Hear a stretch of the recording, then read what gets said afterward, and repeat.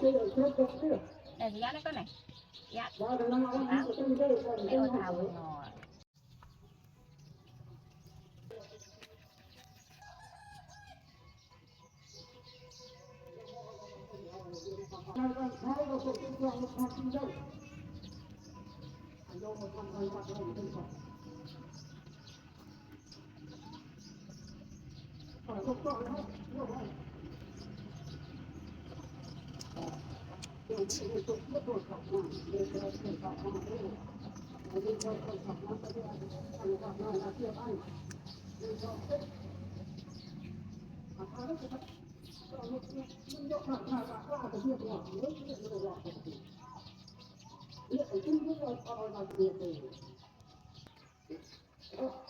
Dạ, con cái bàn tray à.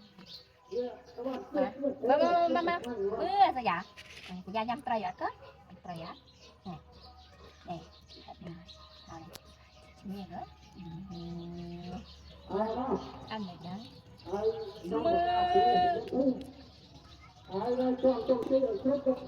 Đây thì giá nó có này.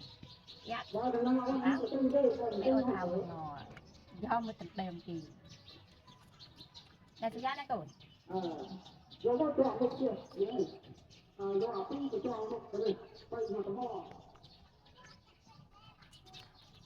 Nhà này có.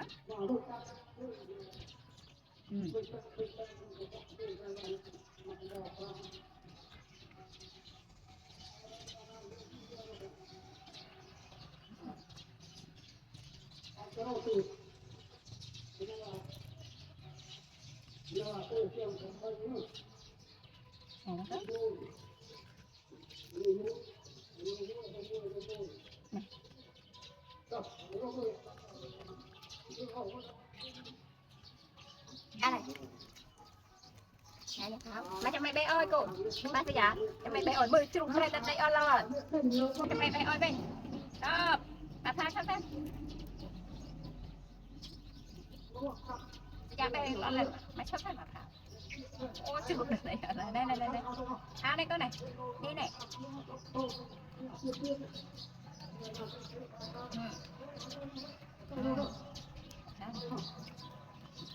Nhầm không gì.